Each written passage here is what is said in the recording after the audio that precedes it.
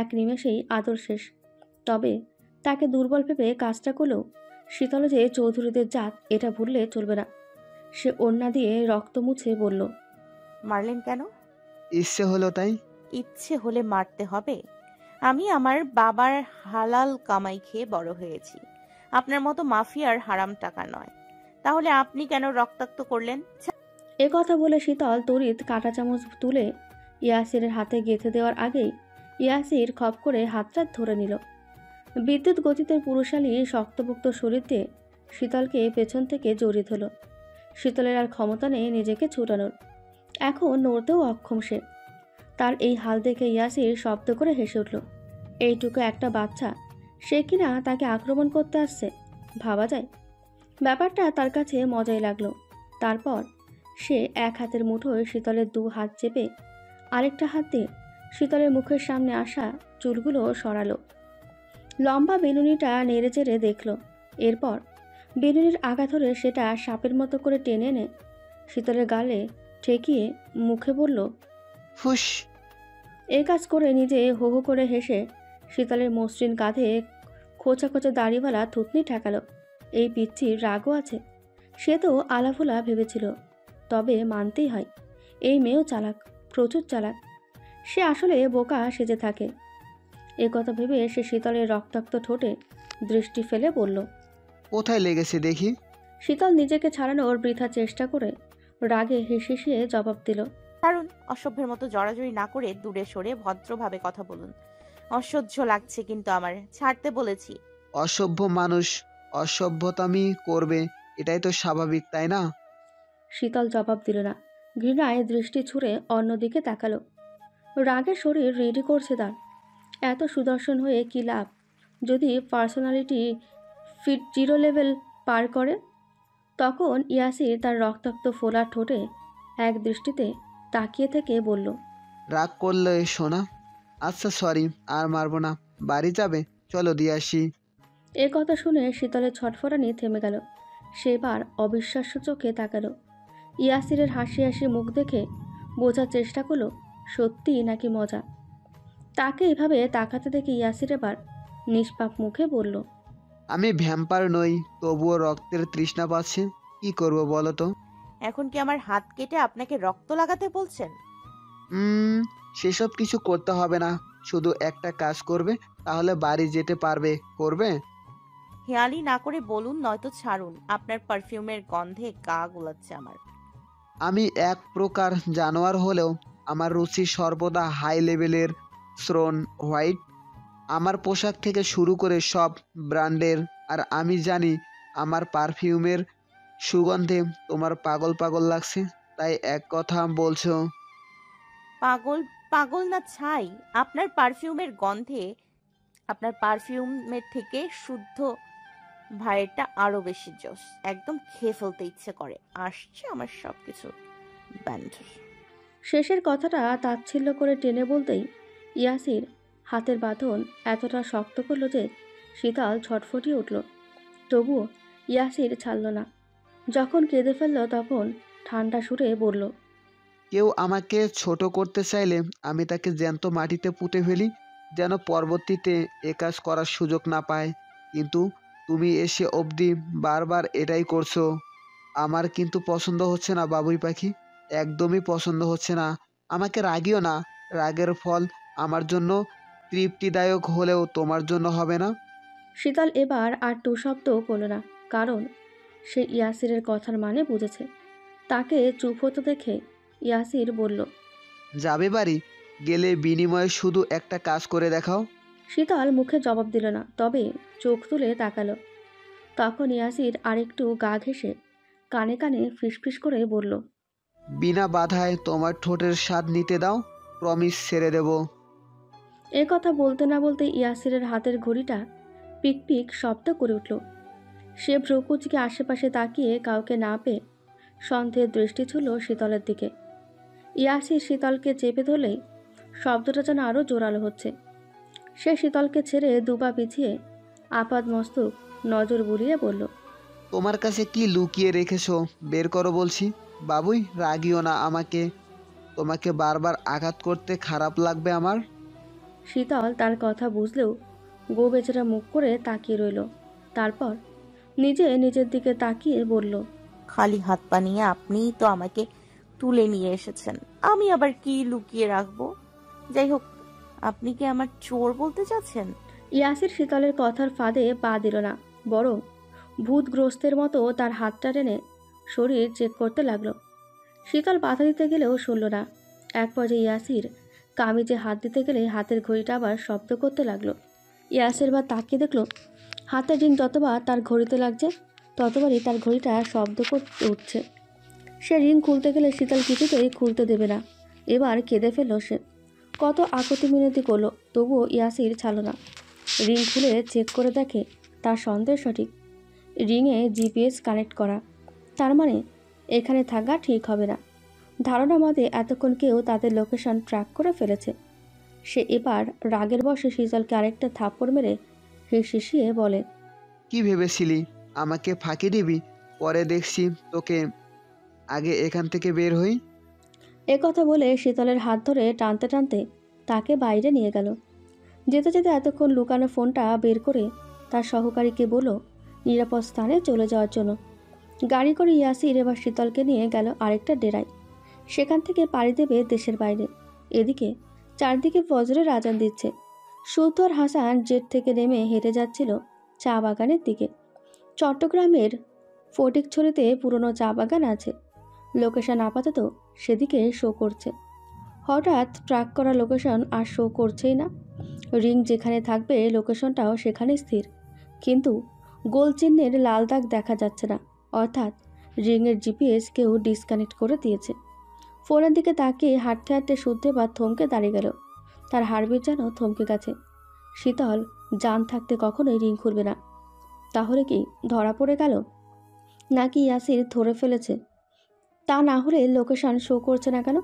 শুদ্ধকে হঠাৎ থমকে দাঁড়িয়ে যেতে দেখে হাসান ওর কাঁধে হাত রেখে বলল, কিরে চল। শুদ্ধ এক দৃষ্টিতে তাকিয়ে আছে হাতে থাকা ফোনের দিকে। তবে কি সব শেষ? তার মুখ থেকে হাসানের প্রচুরা কুঁচকে গেল। সে শুদ্ধের নজর অনুসরণ করে ফোনে উকি মারতে দেখে লোকেশন শো করছে না। সে হতবাক হয়ে কিছু বলার আগেই শুদ্ধ আকাশের দিকে তাকালো। চারদিকে তখনও ঘুটঘুটে গাঢ় অন্ধকার। দূরে কোনো মসজিদ থেকে আজান ভেসে আসছে। শুদ্ধ জানে না আজ তার কি হলো। বুকের ভেতরটা এমন করছে কেন? মনটায় বা কু ডাকছে কেন? চোখ বন্ধ করলে শীতলের ব্যথাতুর কান্নারত মুখখানা চোখের পাতায় ভাসছে কেন? সে শুকনো ঢোক গেলে পুনরায় আশেপাশে তাকালো। তারপর জোরে জোরে শ্বাস টেনে বুকের বাঁ পাশে হাত রাখল। এখন অবধি কোনো পরিস্থিতি তাকে কাবু করতে পারেনি। সে সর্বদা শান্ত নিশ্চল, কিন্তু এখন কেন জানি অজানা একটা ভয়ে মনটা বড্ড ব্যাকুল হয়ে উঠেছে। সে কিছু ভেবে আকাশের দিকে তাকালো। তারপর থেমে থেমে শুধু এইটুকুই উচ্চারণ করল, ইয়া আল্লাহ, হয় ওকে সহি সালামতে পাইয়ে দাও, নয়তো আমার মৃত্যুও এখানেই লিখে রেখো। একথা শুনে হাসান ছলছল চোখে তাকালো শুদ্ধের দিকে। তারপর শুদ্ধের কাঁধে হাত রেখে বলল, কিছু হবে না বন্ধু, আল্লাহ ভরসা। শুদ্ধ নিশ্চুপ। পরপর কবার ঢোক গিলে পুনরায় তাকালো ফোনের দিকে। না, কোনোভাবেই কাজ হচ্ছে না। ওদিকে অর্ক কামরার নজর রাখছিল ল্যাবে বসে, কিন্তু লোকেশন শো না করায় তারা অনবরত ফোন কল দিতে থাকলো শুদ্ধকে। তারা সঙ্গে না হলেও বুঝেছে এখন শুদ্ধের মনের অবস্থা। কিন্তু শুদ্ধ কল রিসিভ করলো না দেখে ওরা কল করলো হাসানকে। হাসান কল রিসিভ করে জানালো সত্যি সত্যি লোকেশন ট্রেস করা যাচ্ছে না। এ কথা শুনে সবার চিন্তা বেড়ে গেল। হঠাৎ শুদ্ধ ভোরের আকাশের দিকে তাকিয়ে মুখের কাছে হাত রেখে উচ্চ শব্দে ডেকে উঠল, help me angelica, please help. পরপর তিনবার ডাকতে হঠাৎই কু কু কু স্বরে সাড়া দিল সাদা ধবধবে একটা পায়রা। পুরো শরীরে সাদা, এক কথায় চমৎকার তার রূপ। শুদ্ধর ডাক শুনে চিলের মতো দূর আকাশ থেকে তাকে নিচে নেমে আসতে দেখা গেল। নিজের মালিক ডাকা মাত্রই সাড়া দিতে পেরে সে খুশিতে পাখা ঝাপটাতে ঝাপটাতে একের পর এক ডিগবাজি মারতে মারতে উড়ে এসে বসল শুদ্ধের বাড়িয়ে দেওয়া হাতের উপর। তারপর অনবরত ডাকতে থাকলো কুক কুক কু। শুদ্ধ তার মাথায় হাত বুড়ালে সে তালুতে মাথা রাখল, অর্থাৎ তার আরও আদর চাই, কিন্তু এখন হাতে একদমই সময় নেই। তাই শুদ্ধ তার মাথায় চুমু এঁকে ফোন থেকে শীতলের সুস্পষ্ট ছবি দেখাতেই অ্যাঞ্জেলিকা হঠাৎ ফুরুত করে উড়ে চলে গেল। উড়তে উড়তে একবার পেছনে ঘুরে তাকালো শুদ্ধের দিকে, তারপর ডানা দুটো ঝাপটাতেই ধীরে ধীরে আরও উপরে উঠতে লাগলো। একটু পরে শুদ্ধের ফোনে পরপর নোটিফিকেশন আসতেই বুঝলো অ্যাঞ্জেলিকার কাছে থাকা ড্রোনে সব দেখা যাচ্ছে। ফজরের আজান পরও অন্ধকার থাকায় আকাশ থেকে নিচে তেমন কিছুই স্পষ্ট দেখা যাচ্ছে না। শুদ্ধ হাসানের দিকে তাকাতে হাসান সম্মতিসূচক মাথা নাড়িয়ে হাসল কেবল, কারণ অ্যাঞ্জেলিকা থাকলে শুদ্ধ ঠিক পাবে শীতলের খোঁজ। আর মালিকের মতো জেদি অ্যাঞ্জেলিকা শীতলের খোঁজ না নিয়ে ফিরবে না। নোটিফিকেশন যখন আসছেই দাঁড়ানোর সময় নেই, তাই তারাও দৌড়ে গিয়ে গাড়িতে উঠে বসলো। জেট থেকে নেমে স্যান্ডি গাড়ির ব্যবস্থা করে দিয়েছিল তাদের। এতক্ষণে সকালে নরম আলো ফুটতে শুরু করেছে। অ্যাঞ্জেলিকার ড্রোনে দেখা যাচ্ছে সে কোন দিকে যাচ্ছে। যেতে যেতে দেখা গেল পুরনো এক বিল্ডিংয়ের ওপরেই চক্রাকারে ঘুরছে। শুদ্ধ জুম করে দেখলো কেউ একজন কাউকে কোলে করে নিয়ে যাচ্ছে ওই বিল্ডিংয়ের ভেতর। অ্যাঞ্জেলিকা দূর আকাশ থেকে মাটির দিকে ধীরে ধীরে নামছে, তার মানে সে নিশ্চয় শীতলকে দেখেছে। ভালো হচ্ছে না কিন্তু, ছাড়ুন বলছি, ছাড়ুন। এত সহজে না। এ কথা বলে শীতলের হাত ধরে টানতে টানতে ইয়াসির বাইরে বেরিয়ে এলো। সকালের ঠান্ডা বাতাসে শরীর জুড়িয়ে যাচ্ছে। মাথার উপর স্বচ্ছ সুনীল আকাশ। দু একটা কাক হেরে গলায় ডাকতে ডাকতে উড়ে যাচ্ছে নিজের গন্তব্যে। এখান থেকে কয়েক মিনিট হাঁটলে দেখা মিলবে একটি নদী। শান্ত নদী ছোট ছোট স্রোতে বয়ে নিয়ে চলেছে নিজস্ব নিয়মে। সম্ভবত এটা মেঘনা নদীরই শাখা, তবে জায়গাটা একেবারে শুনশান। এখান থেকে লোকালয় আরও অনেক দূরে। ইয়াসির শীতলের হাত ধরে টেনে নিয়ে যেতে যেতে হঠাৎ দাঁড়িয়ে গেল এবং শীতলের হাতটা ছেড়ে দিয়ে পেছনে ঘুরে মুচকি হাসল। ছাড়তে দেখে শীতল এবার বিস্ময় নিয়ে তাকালেই ইয়াসির বলল, আচ্ছা, আমি ভিতর মতো পালাচ্ছি কেন? ভয় পাই নাকি ওই শুভ্রকে? মোটেও না। তাহলে শুধু শুধু পালানোর মানেটা কি? উফ, বুঝলে বাবুই, তোমাকে বোকা হওয়ার রোগটা বোধহয় আমার উপরে ভর করেছে। তা না হলে আমি ইয়াসির খান এমন করার তো কথা না। শুদ্ধ ভাই কই? শুদ্ধ ভাই? ব্যাকুল সুরে কথাটা বলে শীতল এদিক ওদিক তাকালো, খুঁজতে লাগলো অনেক আশা নিয়ে। কান্না ভেজা কণ্ঠে ডাকতেই লাগলো করুণ সুরে।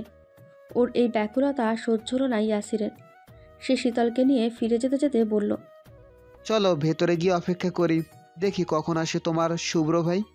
আর আমিও রেডি হই তাকে স্পেশালভাবে স্বাগতম জানানোর জন্য। ইয়াসিরকে বালতি খেতে দেখে শীতল বা খাড়া হয়ে তাকিয়ে রইল শুধু। ভয়ঙ্কর কোনো পরিকল্পনা করছে সেটাও বুঝতে বাকি রইল না। ভয়ে দুরু দুরু বুকে আল্লাহকে ডাকতে লাগলো সো। এতক্ষণ গাড়ি নিয়ে রাস্তায় দাঁড়িয়ে থেকে ইয়াসিরকে বের হতে না দেখে সেখানে বুড়াকে উপস্থিত হলো। জলদি বের হওয়ার তাগাদা দিল, কিন্তু ইয়াসির গো ধরে রইল সে কোথাও যাবে না। লুকোচুরি খেলা নয়, এবার যা হবে সামনাসামনি। এমন পরিস্থিতিতে ইয়াসিরের কথা শুনে বুড়াক এক কোণে চুপটি করে দাঁড়িয়ে রইল। টেনশনে দরদর করে ঘামছে সে। খুব ভালো করেই বুঝতে পারছে তার জীবনের অন্তিম মুহূর্ত চলে এসেছে। পালাতে গেলে ইয়াসির তাকে শ্যুট করবে, না পালালে শুদ্ধর হাতে মরতে হবে। মনে মনে এসব ভেবে কাঠ হয়ে দাঁড়িয়ে সাইকো ইয়াসিরের কাণ্ড কারখানায় দেখতে লাগলো। এদিকে ইয়াসির শীতলকে সোফায় বসিয়ে খাবার এনে মুখোমুখি বসলো। টেনশনে চুপসে যাওয়া শীতলের দিকে খাবার এগিয়ে দিয়ে খেতে ইশারা করলো, কিন্তু শীতল মুখ ঘুরিয়ে অন্যদিকে তাকালেই পুনরায় বলল, খাও। গলা দিয়ে নামবে না। পানি দিয়ে গিলো, তবুও খাও। বলছি তো খাবো না। খাবে, খেতেই হবে। এক পর্যায়ে ইয়াসিরের জোরাজুরিতে বাধ্য হয়ে শীতল মুখে খাবার নিল। তারপর কান্না ভেজা সুরে বলল, ছেড়ে দিন না আমাকে, কি ক্ষতি করেছি আমরা? আমাদের পেছনে পড়েছেন আপনি। আমার ব্যাপারে এত কিছু জানলে কিভাবে? কিছু জিজ্ঞাসা করছি, মুখ খোলো বাবুই। আমি তোমাকে ব্যাড ট্রাস করতে চাই না। আমার কাছে অহেতুক জেদ করে নিজের সর্বনাশ ডেকে এনো না। শীতল বুঝলো মুখ না খুলে উপায় নেই, তাই বলল, স্বর্ণ আপু আপনার ব্যাপারে অনেক কিছু জানে, সেগুলো নোট করে ফাইলে রেখেছিল। ফাইলটা একবার ধরতে গেলে আপু বারণ করেছিল, বারণ করা কাজ করতে ভালো লাগে আমার। কি এমন আছে যে ধরতে বারণ করলো সেটা দেখতেই চুপি চুপি ফাইলটা নিয়ে পড়েছি।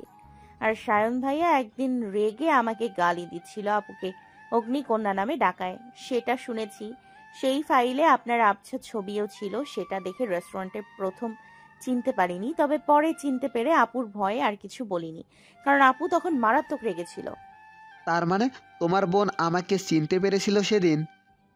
পাবলিক প্লেসে সিন ক্রিয়েট করবে না ভেবেই মূলত চুপ ছিলাম। আচ্ছা বাবুই, এখন যদি শুভ্র আসে চলে যাবে আমাকে ফেলে? হুম। খারাপ লাগবে না? না, কারণ আপনি আমাকে মেরেছেন। যারা আমাকে মারে বকে তারা আমার শত্রু। শত্রুর কাছে থাকার ইচ্ছে নেই আমার। আমি আদরও করতে পারি, করে দেখাই। ধরো শুভ্র এখানে এলো, এসে তোমার সামনে দাঁড়ালো, দাঁড়ানোর সঙ্গে সঙ্গে মারা গেল। আমিও শুটফুট কিছুই করলাম না, তাও মারা গেল। তখন পথ ক্লিয়ার। তবুও তুমি আমার হবে না বাবুই? একটু ভেবে বলো তো। কেন জানি তোমার সাথে জোরাজুরি করতে ইচ্ছে করে না আমার। যদি করতো তাহলে বসে থাকার অবস্থাতেও রাখতাম না তোমায়। জীবনে এই প্রথম কোনো মেয়ের সঙ্গে ভালো করে কথা বলার চেষ্টা করছি তোমার জেদের কারণে। তবুও মার খেলে, জেদ করে বড় বড় বুলি না আওড়ালে মারটা খেতে না পাখি। এই কথা বলে ইয়াসির প্রায় জোর করে শীতলকে খাওয়ালো। খুব কাঁদলো, তবুও এক প্রকার খাইয়ে চল। খাওয়ানোর পর ফিচেল হেসে বলল, আপনজনের মৃত্যুতে কাঁদার জন্য হলেও শরীরে এনার্জি থাকা জরুরি। একটু খেলে এবার দেখবে মন ভরে কাঁদতে পারবে। এই কথা বলে ইয়াসির হাত ধুয়ে এসে বুড়াককে বলল কি কি করতে হবে। সেই অনুযায়ী বুড়া কাজ করতে লাগলো। এদিকে অ্যাঞ্জেলিকার দেখানো মানুষটা ভুল ছিল। একজন যুবক তার গর্ভবতী বউকে কোলে করে নিয়ে যাচ্ছিল হাসপাতালের দিকে। দূর থেকে অ্যাঞ্জেলিকা সেই কাঙ্ক্ষিত মানুষ ভেবেছিল, কিন্তু যখন দেখলো ভুল, তখন আবার উঠতে লাগলো। সংকেত পেয়ে হন্যে হয়ে খুঁজতে লাগলো ডানা ঝাপটিয়ে ঝাপটিয়ে। এদিকে চলন্ত গাড়িতে বসা শুদ্ধর ফোনে তখন আচমকা লোকেশন শো করলো। অবাক হলেও আর অপেক্ষা করার সময় নেই। তখন ইয়াসিরের সিক্রেট ডোনের কাছে ছিল তারা। এবার গাড়ি স্পিড বাড়িয়ে খুব দ্রুত সেখানে পৌঁছলো। বাকি বন্ধুদের অ্যালার্ট করলো হাসান। শুদ্ধ গাড়ি থেকে নেমে এগোতে এগোতে কোমরে গুজে রাখা পিস্তলটা হাতে নিতে ভুলল না। এটাতে সাইলেন্সার লাগানো এবং তার নিজের নামে লাইসেন্স করা। তার ক্ষিপ্ত হাঁটার গতি আর থমথমে মুখ দেখে রাগের মাত্রা বুঝতে কষ্ট হলো না হাসানের। কিছু বললে যে হিতে বিপরীত হবে তাও খুব ভালো করে জানে সে। তবু সুতের হাতটা টেনে ধরে থামালো। তারপর আমতামতা করে বলল, ভাই থাম, এত হাইপার হোস না। আমাদের মাথায় রাখতে হবে শীতল এখন ওদের কাছে। একটা ভুল শীতলের বিপদ বাড়বে, কমবে না। যা করার সাবধানে করতে হবে। আমাদের মনে রাখতে হবে তীরে এসে তরি ডুবানো যাবে না। সুতো থমথমে মুখে চোয়াল শক্ত করে হাত ছাড়িয়ে নিয়ে ঢুকলো বাড়িটার ভেতরে। কারো পায়ের পদধ্বনি শুনে ইয়াসির মুচকি হাসল। ঘাড় ঘুরিয়ে তাকালো হাত মুখ বেঁধে মেঝেতে ফেলে রাখা শীতলের দিকে। সুতো পৌঁছে গেছে, তার লোকরাও তাকে জানিয়েছে। তবুও ওর চোখে মুখে আতঙ্কের লেশমাত্র নেই। শুধু একবার বুরাকের দিকে তাকালেই বুরাক হ্যাঁ বোধক মাথা নাড়ল। অর্থাৎ তার আদেশ মোতাবেক কাজ সম্পূর্ণ করা হয়েছে। ঠিক তখনই সেখানে শুদ্ধ উপস্থিত হলো। গেট পেরিয়ে গটগটিয়ে ঢুকলো। শীতল এক বুক আশা নিয়ে এতক্ষণ দরজার দিকে তাকিয়েছিল। তার বিশুদ্ধ পুরুষকে দেখে কান্নার বাঁধ ভাঙল। ইচ্ছা করলো দৌড়ে গিয়ে বুকে লুটিয়ে পড়তে, কিন্তু সেটা সম্ভব হলো না। তাই অশ্রুভেজা চোখে তাকিয়ে রইল শুদ্ধের দিকে। হাত মুখ বাঁধা শীতলকে মেঝেতে পড়ে থাকতে দেখে শুদ্ধের বুকে যেন ধস নামল। সে এগোতে শীতল বারবার মাথা নাড়াতে লাগলো। গোগো শব্দ করে কাছে যেতে বারণ করলো। হঠাৎ এমন করাতে শুদ্ধ কিছু একটা আন্দাজ করে শান্ত চাহনিতে তাকালো ইয়াসিরের দিকে। ট্রিগার চেপে পিস্তল তাক করতেই ইয়াসিরই বলল, কি রে মারলি কেন? বুকে পাটা থাকলে প্রাণ নিয়ে ফিরে যা। ফিরবো তো অবশ্যই, তবে তোর হিসাব বরাবর করি। শুদ্ধ রক্তচক্ষু নিয়ে তাকালেই ইয়াসির দুই হাতে হাত তুলে দিয়ে হঠাৎই হো হো করে হাসল। শুদ্ধকে উস্কে দিতে আরও কিছু বলল। শুদ্ধ পুনরায় এগোতে গেলেই শীতলের ছটফটানি বেড়ে গেল। অযোধ্যায় কাঁদতে কাঁদতে সে অনবরত মাথা নাড়াতে লাগলো। শুদ্ধ শুনল না, বরং শীতলের কাছে যেতে এগোতে হাসান খেয়াল করলো শুদ্ধের পায়ের কাছে কারেন্টের তার পড়ে আছে। বিনা কারণে তার ফেলে রাখবে কেন? এমন না যে কোনো কাজ চলছে। তার সন্দেহ হলে একটু এগিয়ে দেখলো সত্যি সত্যি ওটা কারেন্টের তার। হতে পারে এটা ইয়াসিরের আরেকটা চাল, হতে পারে তার দিয়েই কোনো ফাঁদ পেতেছে। হাসানের ধারণা তখন সত্যি প্রমাণ হলো বুরাকের দিকে তাকিয়ে। ওই ছেলেটাও তাকিয়ে আছে সূর্যের পায়ের দিকে। সুতো কখন তারে পাপ পাড়িয়ে যাবে আর কারেন্টে শক খাবে, এমন শখ যে বাপ ডাকারও সময় পাবে না। অতঃপর শীতলের চোখের সামনে মরবে শীতলের বিশুদ্ধ পুরুষ। শীতল নিখোঁজের কয়েক ঘন্টার মধ্যে সিমিনকে নিয়ে স্বর্ণ ফিরে এলো চৌধুরী নিবাসে। বাড়িতে তখনও থমথমে ভাব, কিন্তু সিমিনকে দেখে যে সিতারা সিরাত রাগঝাগ করার কথা তেমন কিছুই করলে না। সিমিন বাড়ি ফিরে বড় জায়ের সামনে মাথা নিচু করে দাঁড়াতেই সিতারা মুখটা অন্যদিকে ঘুরিয়ে শুধু থমথমে সুরে বললেন, কেউ যেন আমার সাথে কথা না বলে। যদি কথা বলতে হয় তাহলে সে যেন ওয়াদা করে যে যেসব কাজ করেছে সেই কাজ আর কখনো করার স্পর্ধা দেখাবে না। চৌধুরী নিবাসের চৌকাঠ পেরিয়ে কোথাও যাবে না। যদি যাওয়ার চিন্তা করে তাহলে এখনই আবার চলে যাক। আমরা তো আর পরকে কি আর পেটের কথা বলা যায় না তো। এই জন্যই পেটে কথা রেখে বিপদ নিজের ঘাড়ে টেনে নিয়েছে। তাই আবার গর্ব করে বলে আমি নাকি কারো বড় বোন, আমাকে বড় বোনের মতো সম্মান করে। এই হচ্ছে সম্মানের নমুনা। কোথায় ছেলের মা হয়ে আমার মোট দেখাবো তা না, সে উল্টো আমাকে মোট দেখিয়ে ডং ডং করে বেরিয়ে গেল। বড়জের কথা শুনে সিমিন হুহু করে কেঁদে ফেললেন। অনুশোচনায় যে বিশ্রীভাবে দগ্ধ হচ্ছেন এ কথা বলার অপেক্ষা রাখে না। ওদিকে সূত্রের সঙ্গেও যোগাযোগ করা যাচ্ছে না। শাহাদাত চৌধুরী আর জুবাইয়ের চেষ্টা চালিয়ে ছুটেছে ওদের উদ্ধার করতে। যে শীতলকে কিডন্যাপ করেছে সে নাকি ডেঞ্জারাস মানুষ। কি যে হবে বুঝে উঠতে পারছেন না কেউ। এসব মিলিয়ে পুরো চৌধুরী নিবাসে চলছে শ্বাসরুদ্ধকর অবস্থা। এমনিতে সব এলোমেলো, তার উপরে জায়ের অভিমানী কথাবার্তা শুনে সিমিন যেন দাঁড়িয়ে থাকার শক্তিটুকুও পেলেন না। না চাইতেও বসে পড়তেই জলদি সিদেরা আগলে দিলেন ওনাকে। কাঁদতে কাঁদতে দুজা জড়িয়ে ধরলেন। কান্নার মাতম পড়লেও এই বিপদের মাঝে পূর্বের কথা ওঠালেন না কেউ। আর না কারো প্রতি কেউ রাগ পুষিয়ে রাখলেন। শখ ছলছল চোখে শুধু দেখে গেল 3 মায়ের অভিমান ভাঙার পর্ব। সে মনে মনে দোয়া করতে লাগলো আবার যেন চৌধুরী নিবাসে সুখ ফিরে আসে, আবার যেন সুখের হাট বসে, আবার যেন সব ভাই বোনরা খুনসুটি আড্ডায় মেতে উঠতে পারে। তাদের প্রতি ঘনিয়ে আসা সকল বিপদ দূর হোক, সমস্ত অশান্তি কর্পূরের মতো উড়ে যাক। মাকে বাড়ি পৌঁছে দিয়ে স্বর্ণ ছুটেছে সায়নের পার্টি অফিসে, কিন্তু সায়ন সেখানে নেই। অফিসের দরজায় তালা ঝুলানো। রুবাব সায়ন কোথায় জানে না কেউ। বাংলা প্রচলিত কথাই আছে, বিপদ যখন আসে চারিদিক থেকে আসে। স্বর্ণ আজমকে নিয়ে সায়নের খোঁজ করতে জানা গেল সূত্র গোপন ল্যাবের সন্তান পেয়েছে ইগরের লোক, তবে কোনোভাবে ভেতরে ঢুকতে পারছে না। বারবার ভুল পাস দেওয়াতে সেটা লক হয়ে গেছে। সারা রাত ধরে আপ্রাণ চেষ্টা করেছে লক ভাঙার, কিন্তু সেটা সম্ভব হচ্ছে না। কিন্তু কোনোভাবে যদি ওরা ভেতরে ঢুকতে পারে তাহলে সূত্রের অক্লান্ত পরিশ্রমের ফল ইগর বিনা বাধায় হাতিয়ে নেবে। যেখানে লাখ নয় হাজার কোটি টাকা চলে আসবে হাতের মুঠোয়। ইগর যে এটার উদ্দেশ্যে আবার দেশে ফিরেছে বুঝতে বাকি নেই। তাছাড়া ঐশ্বর্য আছে যে ওই ল্যাবে।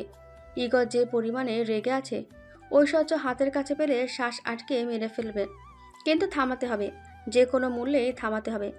এ খবর শুনে স্বর্ণ লাগাতার ফোন দিতে থাকলো সায়নকে, কিন্তু সায়ন বা রুবাব কেউ কল ধরছে না। এক নাগারে কল দিতে দিতে এক পর্যায়ে কল রিসিভ করলো সায়ন। বলল, এদিকে আসা লাগবে না, বাড়ি যা। আমার ভাইয়ের সম্পদ রক্ষা করার জন্য আমিই যথেষ্ট। রুবাব ভাই কোথায় থেকে করছেটা কে? এ কথা শুনে স্বর্ণ দীর্ঘশ্বাস ছাড়ল। এই ছেলে আদৌ শুধরাবে না বোধহয়, আর তার উপরে রেগে কত কথা শোনাবে এটাও অজানা নেই। এজন্য সে কথা না বাড়িয়ে বলল, ওখানে হাঙ্গামা করে মানুষ জানিও না, কাজেই সমাধান। আমি তো গু খাওয়া গরু, বুঝি না কিছু, ফোন রাখ। এ কথা বলে সায়ন গজগজ করতে করতে কল কেটে দিল। স্বর্ণ কান থেকে ফোন সরিয়ে মৃদু হাসল। এই রাগ ভাঙাতে যে কত কি সহ্য করতে হবে। তবে সারাফাত চৌধুরী সায়নকে বাড়ি থেকে বের করেছে এ কথা বাড়িতে এসে জানালো সে। কষ্ট পেলেও কাউকে কিছু বলেনি। পাগলটা বাড়ির বাইরে থাকতে পারে না, খুব ভালো করে জানে না। বাড়ির খাবার না খেলে অস্থির অস্থির করে, হোক ডাল ভাত, তবুও তার বাড়ির খাবারই চাই। সে যাওয়ার পর কিছু কি খেয়েছে, নাকি ওভাবেই খুঁটে বেড়াচ্ছে? মনে মনে এসব ভেবে বাড়ির দিকে হাঁটা দিল স্বর্ণ। আজম পেছন পেছন গিয়ে স্বর্ণকে বাড়িতে পৌঁছে দিয়ে ছুটল সায়নের কাছে, কারণ সায়ন তাকে কল করে পই পই করে বলেছে স্বর্ণ যেন কোনোভাবে এদিকে না আসে। এসেও কাজের কাজ কিছু হবে না, কারণ শুদ্ধ যা ক্ষতি হওয়ার হয়ে গেছে। ইগর হাত ভর্তি করে লুটে নিয়েছে শুদ্ধের সব পরিশ্রমের ফল। আরেকটা দুঃখজনক ব্যাপার, ঠিক সময় পৌঁছালেও কেউ ঐশ্বর্যকে সুস্থ অবস্থায় উদ্ধার করতে পারি। ঐশ্বর্যের শরীরের এক পাশ ঝলসে গেছে অ্যাসিড জাতীয় কিছুতে। বেচারি আপ্রাণ চেষ্টা করেছিল ভাইতুল্য শুদ্ধের এক একটা আবিষ্কার রক্ষা করতে, কিন্তু সেটা সম্ভব হয়নি, বরং গুরুতর আহত হয়ে আইসিইউতে মৃত্যুর সঙ্গে পাঞ্জা লড়ছে। কিছু হবে বলা যাচ্ছে না। তার অবস্থা যেমন তেমন, এখন রুবাবকে সামলানোই কষ্টসাধ্য হয়ে দাঁড়িয়েছে। ছেলেটা পাগলের মতন হাউমাউ করে কাঁদছে। ভালোবাসার পীড়া যে এত যন্ত্রণাদায়ক আগে জানা ছিল না। এদিকে চৌধুরী নিবাসে যা অবস্থা, এখন এসব কথা কাকে বলবে? বরং শুনলে সব আরও ভেঙে পড়বে। আরেকদিকে শুদ্ধ কি করছে, পেয়েছে কিনা, সেসব ভাবলে ওর মাথায় এলোমেলো হয়ে যাচ্ছে। কোন দিকে যাবে? শুরুতে শুদ্ধকে একা ছাড়তে চায়নি সে, কিন্তু শুদ্ধ বারণ শোনেনি। তাকে বাড়ির দিকে নজর রাখতে বলে একাই বেরিয়ে পড়েছে। তবে এখন স্বর্ণকে বলা মাত্রই চলে আসতে ঠিকই, কিন্তু বাড়ির মানুষকে সামলানোর জন্য কাউকে দরকার। এই জন্যই সে ঘটনা গোপন রাখল। কিন্তু সব ঘটনা কি চাইলেই গোপন রাখা যায়? যায় না। বরং কিছু ঘটনা বাতাসের আগে ছুটতে শুরু করে। সায়নের ভাবনাকে চুরচুর করে সেটাই ঘটল চৌধুরী নিবাসে। ভোরে ফুটতে সারাফাত চৌধুরীর কাছে খবর চলে এলো। ওনার পরিচিত এক বিজনেসম্যান সায়নকে ভোর থেকেই হসপিটালে ছুটাছুটি করতে দেখে এই খবরটা ওনাকে জানালেন। হতবাক হয়ে শুনে উনি ভেবেই বসলেন শীতলের কিছু একটা হয়ে গেছে। যদি না হয় তাহলে রুবাব এভাবে কাঁদবে কেন? বোনরা তো ভাইদের কলিজা। ওনাকে এভাবে থম মেরে দাঁড়িয়ে থাকতে দেখে সীতারা জায়নামাজটা গুছিয়ে উঠিয়ে রাখলেন। তারপর জিজ্ঞাসা করলেন, কি হয়েছে? কোনো খবর পেলি? হসপিটালে যেতে হবে। সীতারা, দ্রুত চলো। হসপিটালে কেন? আমাদের শীতলটা বোধ হয় ভালো নেই। চলো, কথা বাড়িয়ে সময় নষ্ট করো না। মেজ বউ, ছোট বউকে ডাকো দ্রুত। এ কথা বলে উনি গাড়ির চাবি নিয়ে দ্রুত পায়ে বেরিয়ে গেলেন। সীতারা হাঁপ ছেড়ে বাকিদের ডাকতে ডাকতে কেঁদেই ফেললেন। ওনার কান্নার আওয়াজে বাকিরা ছুটে এসে উপস্থিত হলো ড্রয়িং রুমে। সারা রাত জেগে থাকা ছোটরা কিছুক্ষণ আগেই শুয়েছিল। শুয়ে থাকতে থাকতে চোখটা কেবল বুজে এসেছিল। হঠাৎ কান্নার শব্দে ছুটে এসে বিস্ময় নিয়ে দেখল বড় মা কাঁদছে। সীতারা সিমি নামাজ কোরআন পড়ে হিজাব খোলার সময় পাননি। ওনারা ছুটে এসে দাঁড়াতে সারাফাত চৌধুরী তাড়া দিল গাড়িতে গিয়ে বসতে। শখকে বললেন সাম্য সৃজনের খেয়াল রাখতে। শীতলে কিছু হয়েছে ভেবে কাউকে বাড়িতে রাখা গেল না। বাড়িতে থাকার কথা বলতেই তারা হাউমা করে কাঁদতে লাগলো সকলে। অগত্যা ওনাদের সবাইকে নিয়ে ছুটলেন হসপিটালের উদ্দেশ্যে। Secret drone Chittagong. শুদ্ধ শীতলের দিকে যেতে গিয়েও থামল দেখে ইয়াসির তাকে উস্কাতে লাগলো। এমন এমন কথা বলল যে শুদ্ধর রাগের পারদ বাড়ল। ইয়াসির যদিও এটাই চাইছিল, কারণ উস্কালে শুদ্ধ হয় তাকে মারতে আসবে, নয়তো শীতলকে উদ্ধার করতে এগিয়ে যাবে। যেটাই করুক তারে পা দিলে বিনা বাক্যে পথের কাঁটা দূর হয়ে যাবে। এই জন্যই তো পালানোর মতো বোকামি করল না সে। ঠান্ডা মাথায় যদি পথের কাঁটা সরানো যায়, তাহলে শুধু শুধু এনার্জি লস করার মানেই হয় না। এ কথা ভেবে ইয়াসির উঠে দাঁড়িয়ে তার ছেলের হাসি হেসে বলল, কি চৌধুরী, ভয় পাচ্ছিস নাকি? কাকে? তোর মতো ভেড়াকে? আমি ভেড়া? সম্বোধন পছন্দ হলো না?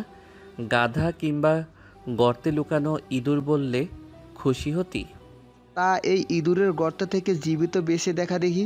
যদি পারিস মেনে নেব চৌধুরীদের রক্তের দম আছে, আর যদি না পারিস তাহলে আজকেই তোরই সামনে তোরই শীতলের ভার্জিনিটি পরীক্ষা করব। এ কথা ইয়াসিরের বলতে দেরি, কিন্তু শুদ্ধের এক লাফে তার ক্রস করতে সময় লাগেনি। চোখের পলকে সে ইয়াসিরের বুক বরাবর লাথি বসিয়ে দিয়েছে।